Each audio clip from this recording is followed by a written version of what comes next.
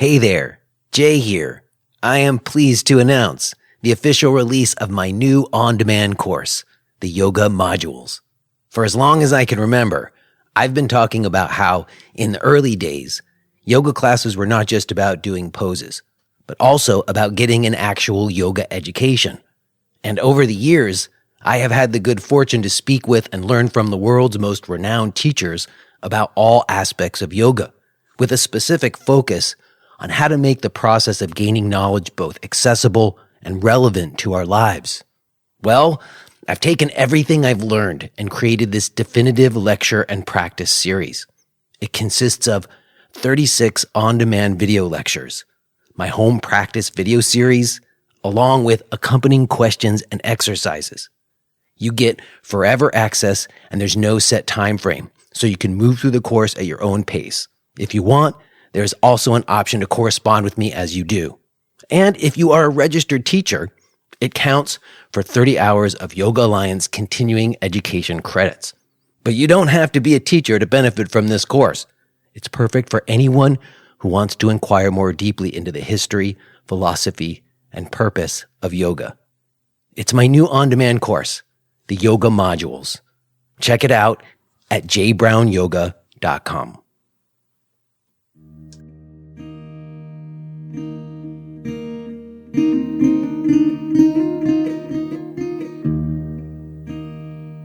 All right, here we are. This is Jay Brown Yoga Talks podcast. My name is Jay Brown, and you are whoever you are. Maybe you're new to the show today. Maybe you're a returning friend. In either case, I so appreciate that you are listening, and I hope that this moment finds you feeling reasonably okay. As I sit here thinking about you, whoever you are that's listening, I'm curious what percentage of those of you who are hearing this are actively teaching yoga classes while you're listening to it. Like, how many people choose to listen to this show who are not yoga teachers? Or maybe you were a yoga teacher at some other time, or maybe you're just somebody who's really into yoga and you like to hear people talk about it. I think in the earlier years of this show, I had a much clearer idea of who was listening, and now I really don't. I have no idea. And I'm thinking about that because I've been contemplating my relationship to teaching asana. And it's different than practicing asana. I'm specifically thinking about the role of leading people through breathing and moving exercises or teaching people about poses. And how much of that is in line with my beliefs and values, and where has it departed? Where has the teaching of the physical practices in certain ways, in my mind, not served what I think of as the ultimate purpose of doing them? And it's certainly a gray area, it's not a clear line. It's blurry about how doing the physical practices actually help us. Is it a physiological thing? Is it about strength and flexibility? I would say more and more, I really don't see yoga poses as being the key to fitness. Like, if you want fitness, there's other things that we would want to be doing, not just yoga poses. And I suppose you could think of yoga poses as like a mobility thing, but I don't know. I think the reason to do yoga poses has more to do with perceptual lenses and developing awareness and sensitivities.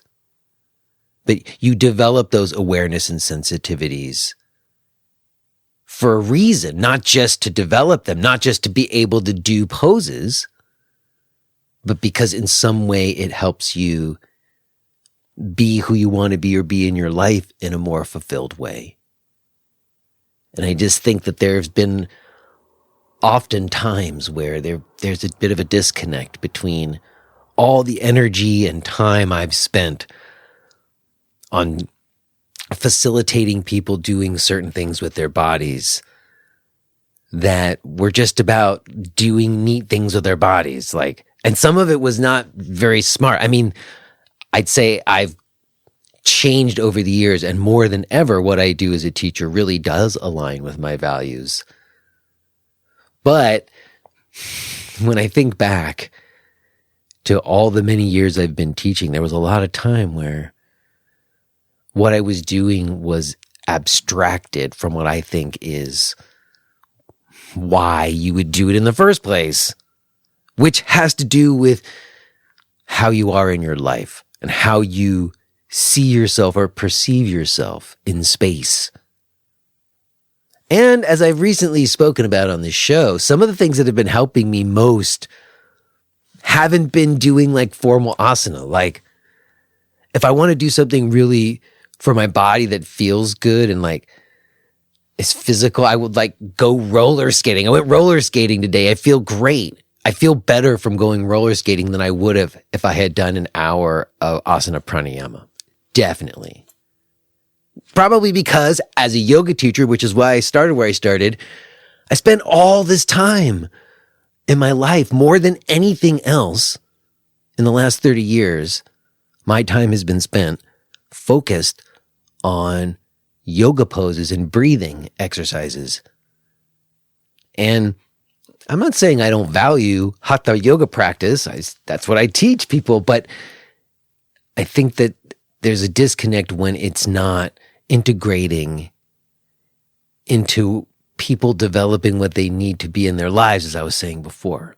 And maybe that's vague. Maybe it's something that needs to be fleshed out a little more. I suppose I'm just curious about how people's relationship to poses and physical practice has evolved over the years.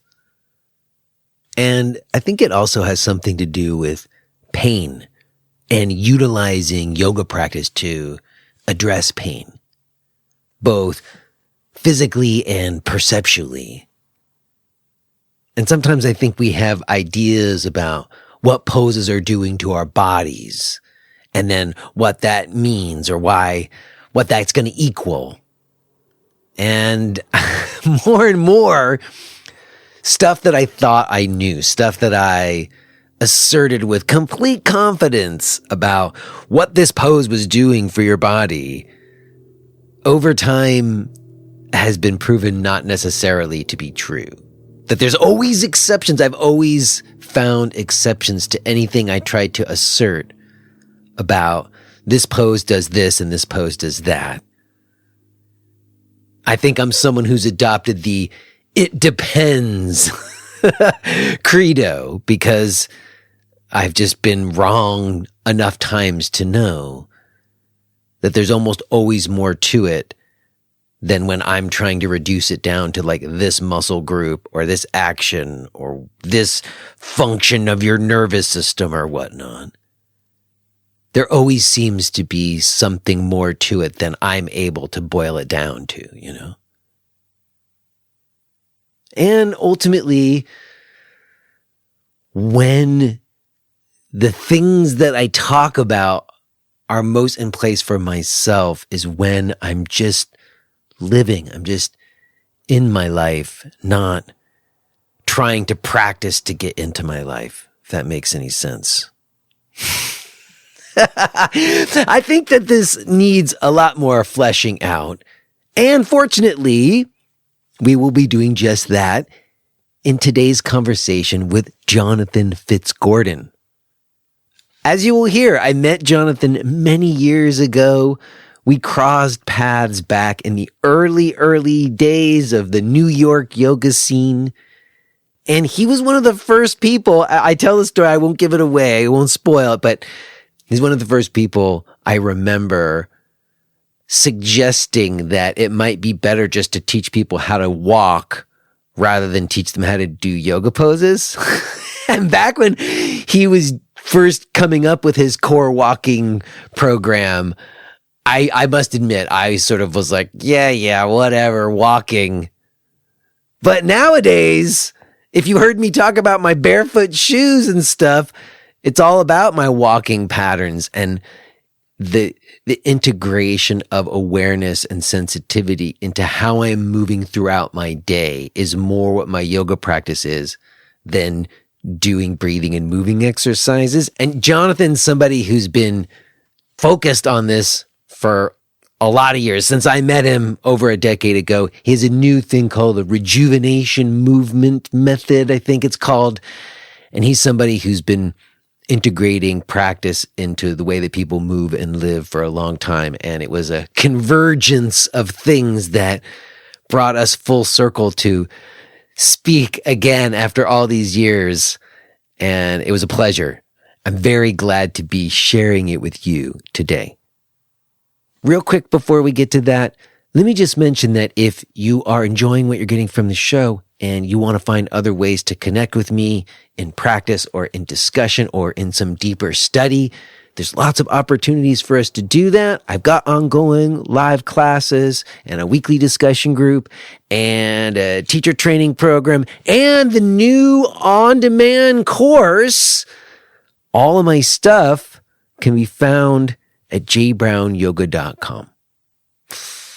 Okay, I think that's good.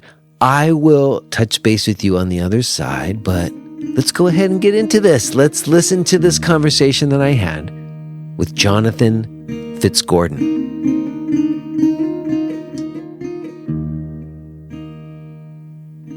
Hello?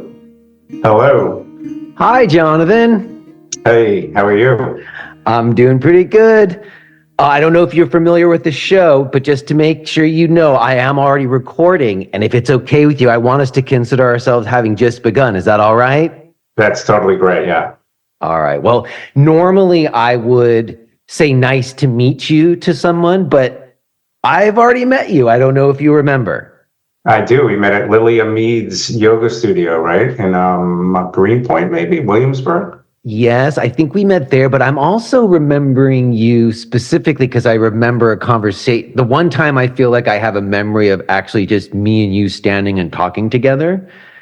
I don't know if you remember this. It was actually at maybe like a panel discussion that Brett Hopper hosted. It might have even been about hands-on adjustments, or I don't know if that was a different one, but I remember standing at a yoga center. I don't think it was Lilia Mead's place. It was the other one that opened up down the way from her.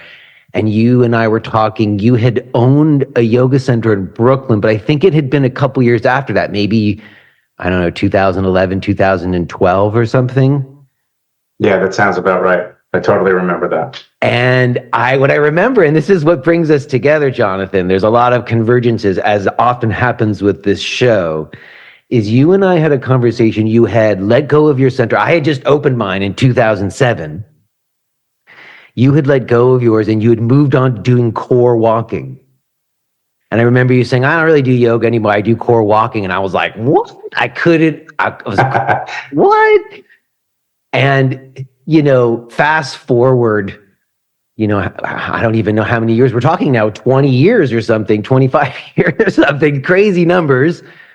But in the last year here on this show, I've had chronic hip pain and back pain in my life, as many people do. I think I might be a very high candidate for like a hypermobility syndrome diagnosis, I haven't had that formally, but in any case, this last year I did a whole exploration. I finally went to my doctor and had the MRI done and went to the physical therapy and got whatever recommendations they might have, which really, I was an unusual case. We could talk about that later. And ultimately then had a bunch of people here on this show, many of which had to do with talking about movement patterns. Some people were more maybe like physical therapy oriented, kind of like targeting things from a more like biomechanical way. Some people were more like looking at like indigenous cultures and how they move their bodies, and this idea of, what was it? Gokle method, a J-shaped spine. I don't know if you're familiar with that. Sure. So in any case, I did all these explorations, And ultimately, and I've talked about this on the show recently, I kind of, trying to impose ideas upon my body doesn't always work very well. And ultimately, the thing that really has made probably the biggest difference was switching to barefoot shoes. Right. And my walking patterns. And then randomly, I got an email from somebody saying, hey, you want to have Jonathan FitzGordon? He's got this new thing, the Rejuvenation movement method. He used to do CoreWalking. I was like, wait a second. I had a conversation about walking patterns with you back in 2011 before it made any sense to me or mattered to me. And now it's a conversation I've been having a lot. So all of that is to say, I think this is why maybe we've been brought together. It's great to reconnect with you after all these years. Thanks for doing this. Oh, thank you so much for having me. I still do yoga. I still teach yoga, but walking remains my main thing. I would say even standing is my main thing, but teaching people to stand is really hard. And I teach people to stand through their walking patterns. That's like my goal, but it's really a whole body process. Walking, standing, sleeping, breathing. There's nothing really that doesn't fall into the purview of the work I do. And it's interesting you mentioned hypermobility. That's my story. I am hypermobile and didn't know it when I first started doing yoga in my 30s. My whole family is hypermobile, so my parents aged really poorly. And hypermobility is relative. I am not as bad as some, and if you do a hypermobility test, I am right on the cusp of hypermobility. But as it turns out, years later, as I keep doing the work I do, so many of my clients are hypermobile. I would say that the people I work with fall into two buckets, which is extreme sensitivity, highly sensitive people, and hypermobility, the two of which are somewhat connected or often connected. But really, hypermobility affects so many people. And unfortunately, the hypermobile are drawn to yoga because I got to yoga in my 30s and I was able to do full splits immediately. I've been able to put my feet behind my head my whole life, and I never understood that was not necessarily a great thing to be able to do that easily. And I remember going in one of my first classes in yoga, we have the pose ankle to knee. Yes. And it's an extreme pose, but that's how I would warm up at the beginning of yoga classes before class. And people would say to me, oh my God, that's just incredible. How can you do that? And I'm like, I don't know. I'm doing this my whole life. But then I got hurt, 2.5 years of really advanced yoga. I was doing Ashtanga. I was finishing up the second series. My knees were bothering me a lot. Where I studied yoga was not teaching me any alignment. At the time, alignment was not a big thing unless you studied Iyengar. And I ended up having a series of 3 knee surgeries. I would say they were set up by yoga. One was a baseball injury. One was a golf injury. The third one was a clean out for the first one. But it took me a while to realize, I am getting injured the way I'm getting injured because of my excessive mobility. And then my life changed when I got back on the mat after the 3rd surgery. And one of my teachers asked me, what are you doing to prevent a 4th surgery? It was good question. Good question. Kudos to that teacher, right? Exactly right. Great question. I was doing nothing. I would have, if I didn't stop at that moment, and I didn't stop doing yoga, but if I didn't stop and take a look around at how I moved my body, there's no doubt I would have ended up with a 4th surgery. And now 20 years later, I wouldn't say I'm pain-free because when you're hypermobile, you get injured. It's really part of the game, but I really, at this point, feel very confident in my ability to help myself heal. And I don't want to be afraid of movement. So you just take the injuries as they come and heal them with awareness and consciousness. Well, I appreciate that. And I'd like to get into some of the things that you pointed there a little deeper today. But just to say I had someone on to talk about hypermobility syndrome disorders, and I like did that test, all the things that you test. I was like super high score. And it's interesting because a lot of times I don't know that people have a sense of hypermobility isn't just that you can bend your finger back. It's more like, for me, like the kind of pain that you might have over time, like inflammation pain. And I guess I'm curious, before we get into hypermobility and addressing pain, because I'm kind of curious to hear your takes on these things. You mentioned that you went to your first yoga class, and I guess I'm sort of curious, what was your spot? Like, I always, like, I consider this show a place to do a little like oral history, and that particular period of time of yoga in New York City and the surrounding boroughs in like 1995 to 2005 was kind of a golden time. I'm curious, what was your spot? Where did you first go? So it was 1995 exactly, and well, my true first spot was the Canarsie HES, the Hebrew Educational Society in Canarsie, Brooklyn, when I was 6 years old. So that was 1969. My mother made me do yoga, and I didn't really want to at the time, but in the same way, I was just really good at it. Like, I was doing splits when I was 6, and no one could believe it, and it was me and a bunch of girls, and I wanted to be hanging out at the park with my boy friends, and my mother made me do that for 2 years because she was taking yoga on the third floor with Miss Lorraine, who was, like a guru in our house growing up. So finally, she let me stop, and that's why when I walked back in 95, I literally walked into this yoga room that stunk of incense that I really didn't like, and then I saw a picture of a flying monkey, and it just resonated with me. So that Hanumanasana is the full splits, right? That's exactly it. And I really feel like Hanuman resonated with me immediately, and I had no idea why at the time.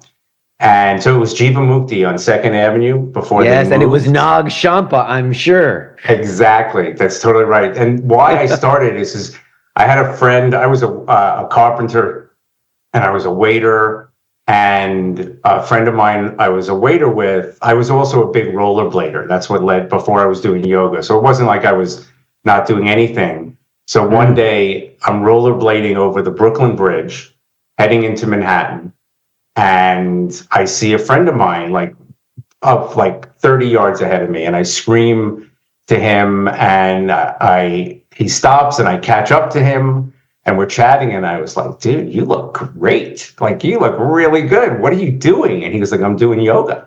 And I said, I'll be there tomorrow. And that was it. And I went, and my first class was with an amazing teacher, Allison West. Oh my God, I know Allison. I studied with her for years. Totally. I mean, I think most people in New York have, and she is still an amazing teacher. And I was just telling the story the other day about the first yoga class I ever took. I lived in Brooklyn, and I had 2 dogs, and I lived on the 3rd floor. And I took this class, and Mark wasn't kind to me, so he just put me into their regular, I don't remember if they did advanced or not, but he threw me to the wolves, and I could not walk for 3 days. Like, my hamstrings were hurting, and I had to go up and down the stairs every 3 or 4 times a day to walk the dogs, and I will just never forget that feeling. And they told me right then, they were like, if you're interested, come back. Don't wait for you to not be tight. And within months, I was doing it 6 days a week. About 4 or 5 months into it, I realized I was going to the 10 a.m. class. And then I realized, I thought it was the first class of the morning. And then I realized, wait, there are these people who are wandering out of the room. There wasn't a lot of people. The early ones, birds. Exactly. So, and my friend Mark lived in Brooklyn, and we started doing Ashtanga yoga together. And we would bike into the city 6:30 in the morning, get to the mat, and it really changed my life forever. So I did Ashtanga for about 2.5 years. Did you do that at Jivamukti, or did you do that at Eddie's place? No, I did it at Jivamukti. Yeah. And I really, it's funny, I was going out with a girl who worked at Rejuvenation. It was definitely my place. Right. And I was getting ready to go to Mysore to study Ashtanga with Patabi Joyce. And I was getting ready to make the switch to Eddie because everybody was. And they were definitely like in competition with each other.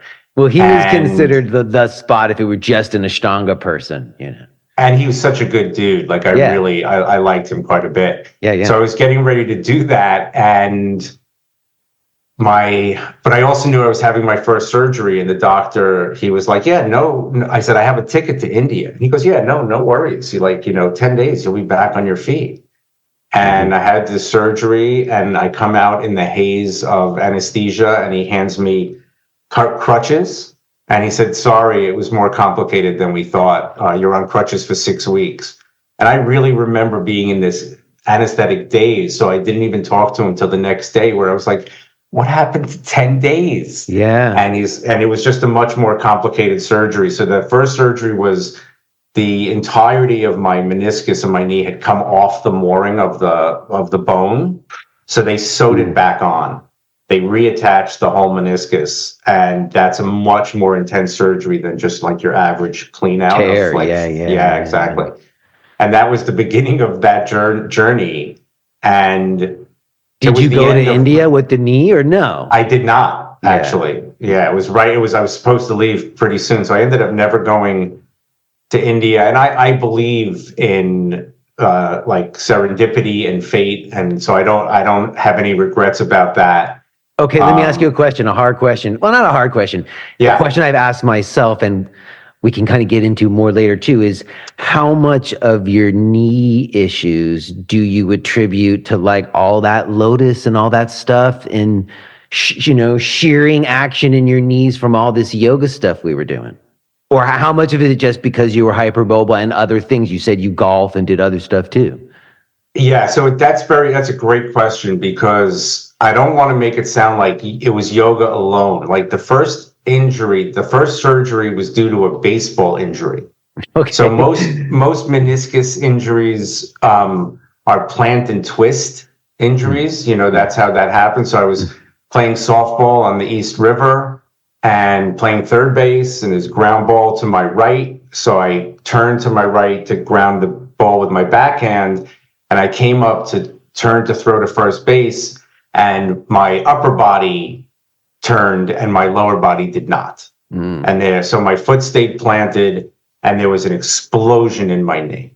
And that was that first surgery. The second surgery, I was on a golf course and I stepped in a hole. And it wasn't a pop, it was a click. Like I knew something had happened, but it was very different than the first surgery. But so I say that the yoga set me up for it. But it's not the yoga. Like I still do yoga daily, and I teach. I love yoga. Is my actually to back a little. Biking is my main form of exercise these days, but I do yoga every day. So it wasn't that the yoga hurt me, but I do believe, in retrospect, and this is no knock on Jivamukti, because that was an amazing time in my life, and I owe them everything. There was no teaching, there was no alignment. It was just go do it. So there was also, wait a second, I'll stop you for a second, because I feel the same way. I have so much love for that place. But as you're pointing to, there was a lot of recklessness, shall we say, and a lot of like, the pain is opening, and not a lot of like concern that we might be ripping up our bodies. So this is exactly it. I was taking Ashtanga and my knee started hurting, and I said to my teacher, my knees really hurt. He goes, it's a rite of passage, it'll pass. Oh, and see, wrong answer. And then when I said, I'm having surgery, he goes, oh, I'm sorry to hear that. It was like, that's not very helpful. But, nothing but love, honestly, because I'm responsible for myself. And, I have a private program these days, and it's called Be Your Own Healer. We have to, if we want to age well, we want to get through life successfully, it has to come from within. And, when I help people with pain, I work on Zoom mostly, right? I'm not touching people. I'm not manipulating them. I'm just teaching them how to heal themselves. So I have no regrets about Jivamukti. But I do believe that and I think a lot of Ashtanga, which used to be very specifically non-alignment based, a lot of Ashtanga is now taught with alignment. I do believe if I had started with more of an alignment awareness, especially with my hypermobility, I don't know, wouldn't have gotten injured. I'm sorry to interrupt you again, but I don't know. Interrupt all you'd like. I only think because I feel I was taught the same thing back then, that, if you have injuries, it's because you need better alignment. And I'm not so sure about that too. Like the idea that Iyengar alignment, like there's one right alignment, and if we learn the right alignment, we don't get injured. I don't think that's true. Now, if you're talking about learning more about how your body works and what your body needs are, and then choosing alignments that are for that, rather than like some arbitrary idea about alignment or how a body's supposed to be, then maybe, I guess we got to define what we mean by alignment. But the idea that like if we had studied Iyengar, because I did, if I'd studied it more, I had better alignment, then my knee wouldn't have blown out in Marichasana D. I'm not so sure. Marichasana D is just an extreme thing to do with your body. There's not really much reason to do it. that is so true. I teach Marichasana A and C often, and then I'll say, and there's this other insanely ridiculous piece. Should you want to like lose every ounce of body fat and try to wrap your arms around yourself? So when I talk about alignment, because that's a really great point, the body has a design to me, and there are ways to do things. So if you think about lotus, when you mentioned lotus, and that's just a open hipped pose, right? So for one, if people don't have open hips, it makes lotus much harder. And, if you're tight in the hip joint, but let's say you want to go to lotus, the knee has a bit of rotation, not a lot of rotation. It's a modified hinge joint, so it hinges mostly. When you can go into the first half of lotus, right? Let's say I'm going to start with my right leg. You can bend that right knee, hinge, create that hinge in the knee, and then make that rotation for the first leg to go into half lotus. And you could do that with many people can do that. But to get to the second leg of lotus, you have to have rotation in that knee to get that second foot up.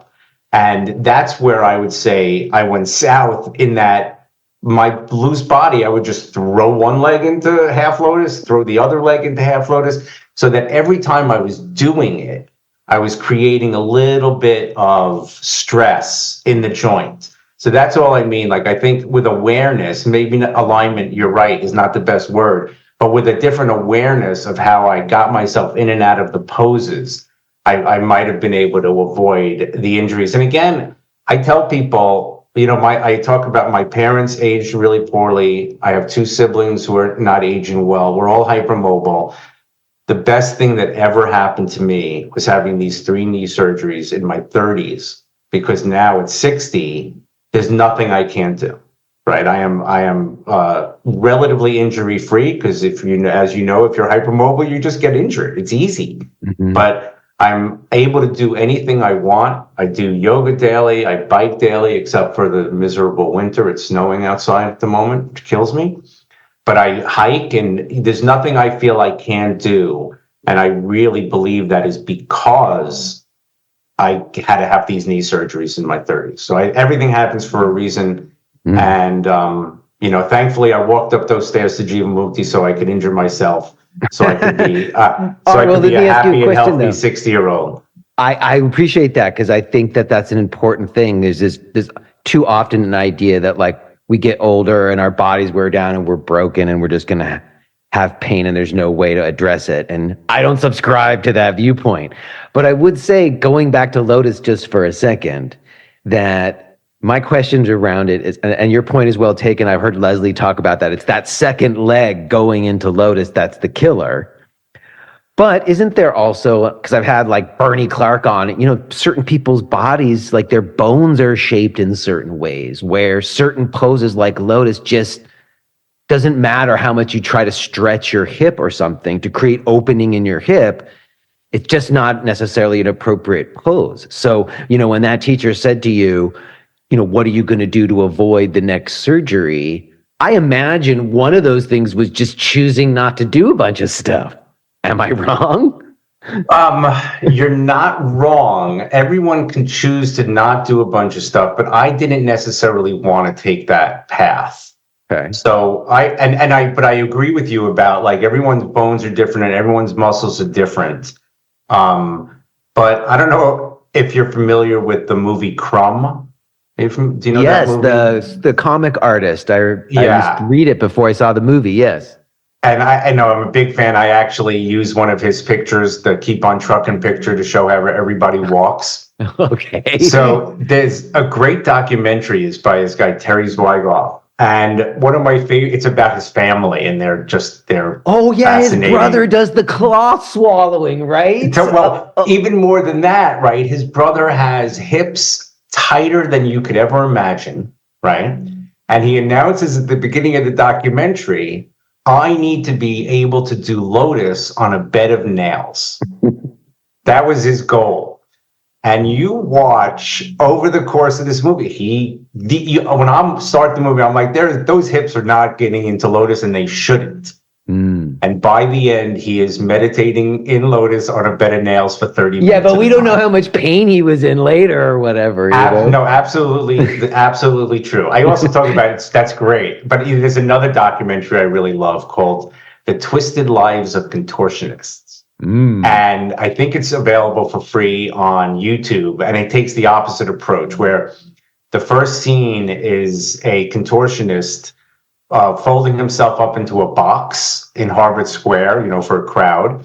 And then he opens the box and he comes out of the box with his feet behind his head and he's walking on his hands.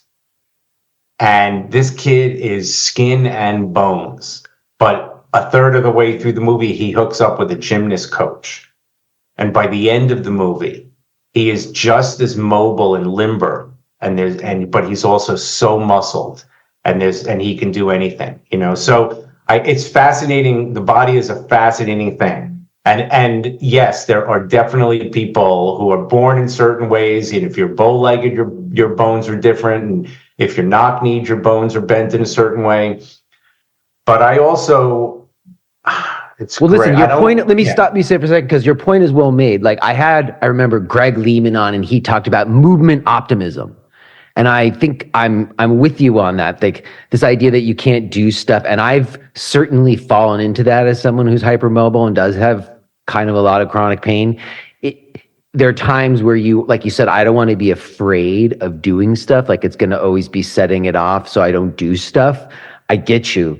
I guess I'm just wondering, like, as a teacher now at age 52, if a young 22-year-old me shows up to my class now, I'm never going to suggest that it's a good idea for them to do half the stuff that I did. Not that I didn't get a lot out of those practices, but I feel like maybe things have changed for a lot of teachers where, having really good alignment or doing really intricate poses didn't necessarily do that much for us in the long run. In fact, a lot of times it caused issues. So a lot of times the practices are much more simpler. We're just not interested in like challenging people's bodies to do stuff. Like if I want to challenge my body, I do other things. My yoga practice is more like down regulation of the nervous system or something like that. Well, I think that's a point really well made. And I will say, I don't teach Lotus. Yeah. I no longer teach Lotus. I actually don't teach headstands, and I don't teach shoulder stands. But the truth is, I do all three of those things because my body can. And if I was working with a private client and they were interested in doing those things, I wouldn't have any hesitation to teach them if I'm watching them. But in a group situation, a group setting, like for these days, I would never teach headstands to a group of 10 people.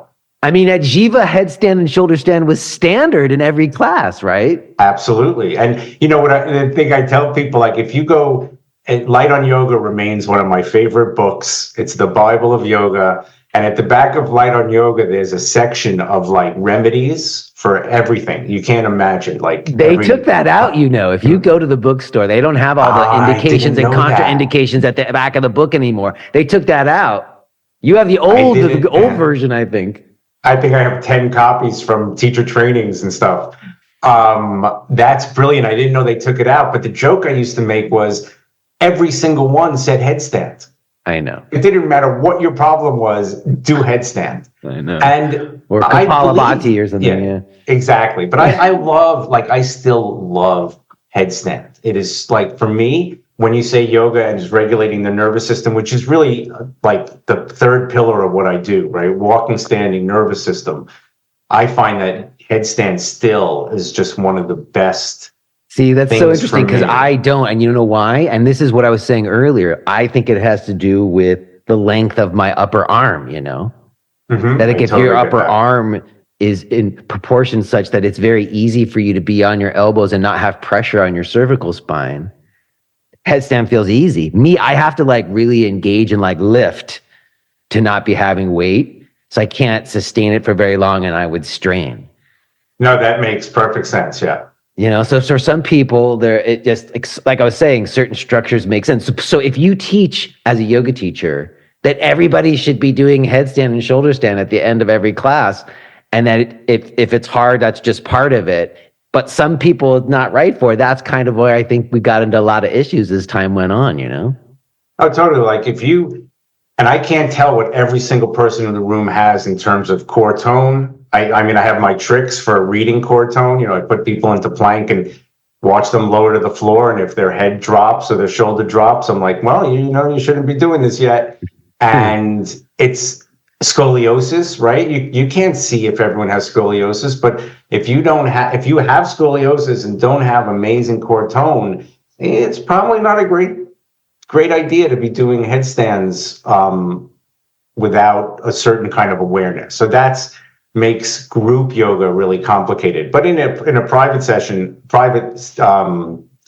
arena, I would be much more comfortable trying to help somebody achieve that if that was what their goal was. But I don't see the particular need for it. But I do. It's funny, you know, when I was at Jivamukti, and after Jivamukti, I just want to give a shout out to the next studio, which was Om. I moved from Jivamukti to Om, which is where I did my teacher training. Mm-hmm. And I love doing tricks. You know, I mean, Cindy Lee's place was at that jam. People loved it. It was a great center. You know, I had her on, and people were sad when it closed down. I remember, you know, that was people's yoga home.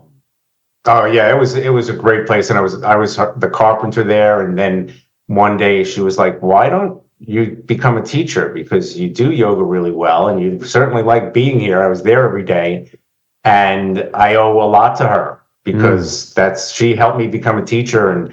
But when I was there, like the tricks I would teach, we would do headstands and jump from headstand to chaturanga. And I know. Who could come up with the most interesting sequences? That's what made you like interesting. We would talk about it in the change room. Oh my God, I never did that from that pose to that pose before, or whatever. Yeah, I used to pick like the most ridiculous pose in light on yoga and say, all right, let's work towards this, even if we don't get there. Why not give it a shot? You know, I know, but you see, that's what I mean. We wouldn't do that today, though, would we? No, never. No, today, for the most part, I don't even teach young people today. Like my clients are all 40s and 50s and 60s. And I know, but even if young people did, you wouldn't do that with them, would you? I wouldn't. I hate to say I wouldn't. Yeah. Because I still love that kind of practice, you know. So if I was with like 5 people who I thought could handle something like that, I can't imagine I wouldn't be tempted to do some really hard work like that. But you know what's interesting is, not in addition to yoga, now I do weightlifting. Like I just do a lot. Okay, so that was good. Wait, that was going to be my next question, because I mentioned earlier that I use my yoga practice for kind of a specific thing, and then I do other stuff. And I'm thinking back to the conversation you and I had in whatever it was, 2011, 2012, where you at that time were doing core walking, and you just used this term core tone. And sometimes when someone says tone your core, people think a certain kind of strength training. And I guess I'm kind of curious what you mean when you say core tone, and if that involves, you know, load bearing or just walking. That's a great question. Core tone to me is really core balance. That, you know, in the body, when you look at the anatomy of the body, the way we work is muscles work in opposition. Always 2 muscles work in opposition to each other.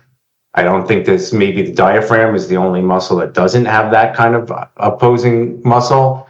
And that is really what I'm working towards with people. So when I say tone, I probably should actually say core balance. And what that gets into is, if you grew up, like I meet people who grew up doing tons and tons of sit-ups and tons of push-ups, because, that used to be the thing. We learned that in PE class. That's what we did to get in shape. So you might have incredibly strong abs, but your rectus abdominis at the front and your transverse, but you might never have done any twisting. You could have gone through a life of doing sit-up after sit-up after sit-up, having never done any core twisting work. You're just a ball of imbalance. And then you don't know why you're getting hurt the way you're getting. So that's, to me, that everything I'm teaching about is balance. And that's where the walking and the standing comes in, because a lot of what I'm teaching is perception. And, to me, I have this rap that, because for one, I don't think anyone should ever do any one exercise. Everyone should be doing a lot of different exercises. So if, because, people who only bike are going to suffer for only biking and developing muscles in one way. And even though biking is like my main exercise, I don't think it's a very good exercise. It's not weight bearing. You don't twist your trunk, there's no pulling. There's no pulling in that either, right? There's no pulling action in biking either. and I have a rap that yoga is bad for you. Well, right? It doesn't have any pulling action. That's what I mean. There's things that if your body might want or need that you're not going to get from it. Well, here's my yoga thing that I think is pretty important for people to understand. Like the way I put it is, you have a tight right, you're tighter on your right side than your left, right? Let's say your right hip is kind of tight. You're in down dog. And you step the teacher, and most yoga starts on the right side. Like forest yoga usually starts on the left, right? Most yoga starts on the right side. Yeah, right, left, right, left. Yeah. So you're tight in the right side, and you're in down dog, and the teacher goes, all right, we're going to do a lunge. Step the right foot forward. You step the right foot forward, and we're going to do a low lunge. So you put the back knee down, right? And then you're like, oh my God, my hip is so tight. This is so frustrating. I can't go anywhere. And then the teacher says, step back to downward facing dog. And then says, step the left foot forward. And all of a sudden, you're loose and you go, oh God, thank God I can stretch. So now you're stretching the left side as much as you can for feeling, but in fact, you're only increasing your imbalance, right? If the right side doesn't go anywhere and the left side goes where it can and keeps getting looser, you're increasing the imbalance. And to me, the key to it all is balance. And Ida Rolf, who I really, I love Rolfing so, myofascial release. I named my daughter Ida. And she has a great quote that I use all the time, which is, I'm paraphrasing, but she's like, people come to me all the time and talk about strength. But strength is meaningless to me. It's all balance. Strength that comes from balance is what matters. And, if I never went to study like Rolfing at school, but I think her work influences a lot of the way there's a whole bunch of different teachers. And I had an interesting moment where I stopped studying with people. And I'm pretty much self-taught and just from books and stuff like that. So Rolfing was one of the most important things for me. And that quote in particular, the idea that it's all about balance. So to get back to the core tone, yeah. Yeah, no. There's so much in there. First of all, I'm very intrigued by what you said about perception, about teaching people perception, even in relationship to this idea of strengthening. And I say this because outside of my hips. If you are hearing this message, then you're listening to the free version of Jay Brown Yoga Talks. To hear the rest of our conversation, please subscribe to Podcast Premium at jbrownyoga.com/premium.